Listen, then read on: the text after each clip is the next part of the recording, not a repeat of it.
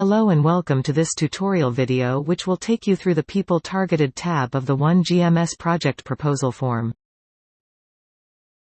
This tab allows you to enter data related to the people directly and indirectly targeted by the project. The data must be coherent with any sector indicators specified in the Logframe tab.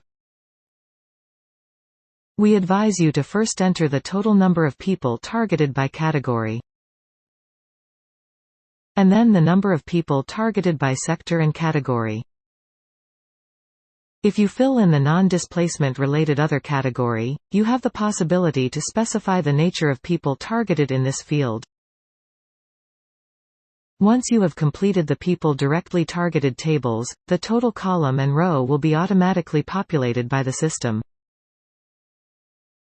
This section indicates the percentage of female, male and child.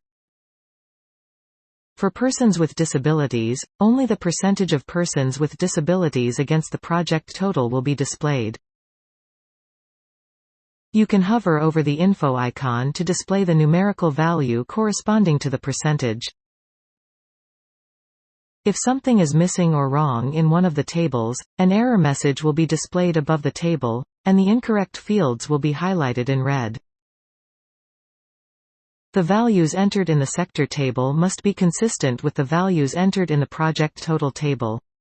For instance, the cluster value for refugees, women 100 cannot be greater than the project total value of the same category, 0.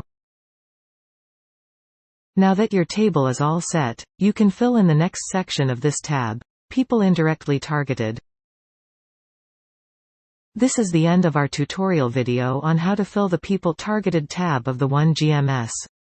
If you have any question or comment, don't hesitate to contact us.